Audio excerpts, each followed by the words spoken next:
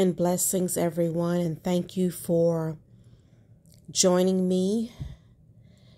I want to warn you that the video that you are about to see is very disturbing.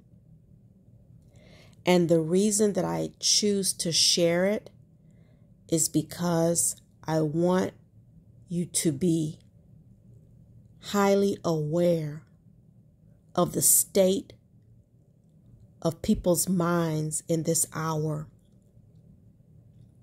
I'm not promoting in any way violence, but because so many are asleep in this hour and are blinded by deception and the distractions of the enemy, I thought that this was necessary to share. The Word of God tells us that in the last days, because of the increase of wickedness, that the love of many will grow cold. We are seeing this every day. More and more people will turn their eyes to the wickedness that they see. The Bible also tells us that there will be terrible times in the last days, that people will be lovers of themselves, lovers of money, boastful, proud, abusive, disobedient to parents, ungrateful, unholy, without love, unforgiving, slanderous, without self-control, brutal, not lovers of good. They would be treacherous, rash, conceited, lovers of pleasure rather than lovers of God. Beloved, we are seeing this right now. This is not future. This is here and now in the present. Again, I must reiterate that I do not share this video as a way to promote violence or any of what is displayed in any way, but to be a catalyst for some to have something to ponder upon, to understand where we truly are in this hour. Watch this. In an horrific incident, a woman was raped on a suburban Philadelphia train. The police said that there were a lot of people around who should have done something. Several passengers on a moving train saw the accused sexually assault a woman, but they did not intervene. A 35-year-old man is now facing criminal charges for rape and assault. The attack took place on the night of October the 13th. The assault, recorded on the train's surveillance cameras, went on for 8 minutes. The man sat next to the woman and tried to start a conversation with her. Over the next few minutes, when she kept rejecting his advances, the accused was seen getting aggressive. He ripped off her clothes and raped her. Several people present on the train did not act or intervene by calling 911. A southeastern Pennsylvania Transportation Authority employee who saw the attack was the first to report it, and he called 911. Officials are trying to look into the surveillance videos to identify those present in the train car and to interview possible witnesses. The survivor, who did not know the attacker, was taken to a hospital and was treated for her injuries. The Transportation Authority issued a statement calling it an horrendous criminal act, and said it may have stopped sooner if a rider had called 911. Well, for more, let's go across now to WION correspondent Susan Tehrani, who's joining us live from New York. Susan, it seems incredible that nobody intervened here. What more can you tell us about the investigation?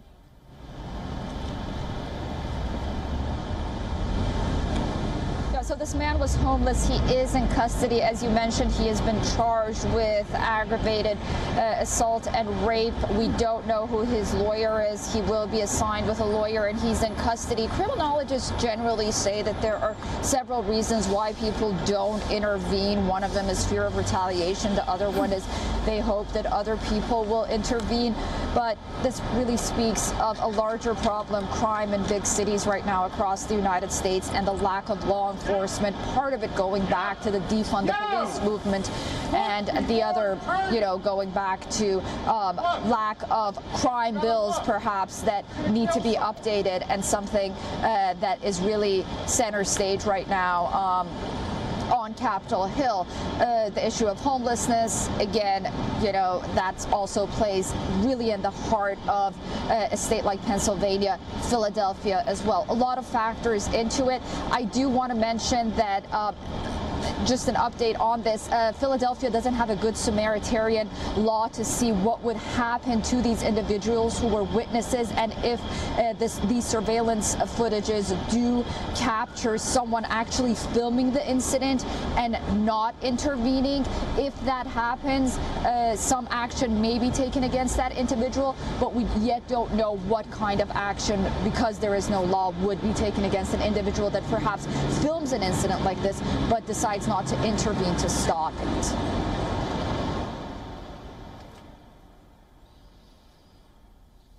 Susan, thank you. I'm sorry, but how in the world do you witness an assault, a rape that went on for 8 minutes and do absolutely nothing? What kind of human being would witness this? And as the report stated, there were several witnesses. In my opinion, they should be held accountable just as well as the man who perpetrated the crime. They should be considered accessories to the crime. Because how do you see this with your natural eyes? You are right there and you do absolutely nothing to intervene. This is definitely a display of people's love gone cold. Because you have to be a person with no sense of moral compass to allow something as horrendous as this to go on in your presence and attempt to do nothing. Say nothing. And then, as the reports indicated, there's evidence that these folks, whoever they may have been, recorded some of the actions of this criminal. If this does not make you sick to the stomach, if this does not open eyes to see where we are as human beings in this earth, because this is just one incident, but there are so many other incidents of situations where people witness these types of things, or even the person perpetrating the crime, to think that you could sit there and witness a man take a woman's something so dear to her. It's just truly mind-boggling. It's just baffling to me. I don't care who you are. You had to have felt something while you saw this. What would you have done? Let me know in the comments. What would you have done? Thanks for listening. Be blessed and continue to watch and pray.